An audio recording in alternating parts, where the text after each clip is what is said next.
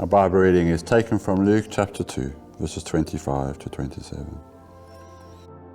Now there was a man in Jerusalem called Simeon, who was righteous and devout.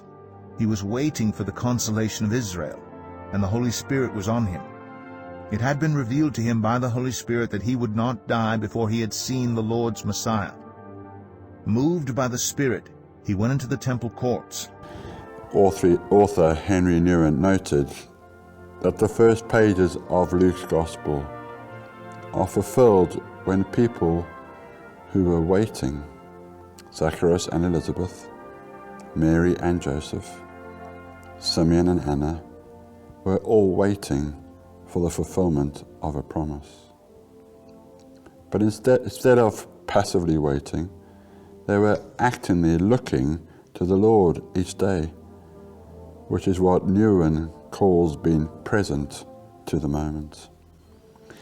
Simeon, for example, was not controlled by hopelessness or anxiety, but by the Spirit who prompted him to go into the temple.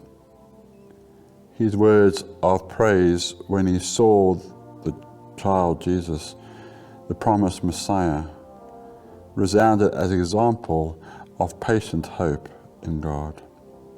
For my eyes have seen your salvation, which you have prepared in the sight of all nations, a light for revelation to the Gentiles, and glory for your people Israel. Luke chapter 2, verses 30 to 32. Many of us find ourselves waiting on God for an answer to prayer. His word comes to us, just as it did to those who were swept up in events that marked the first Christmas. Do not be afraid, Zachariah. Do not be afraid, Mary.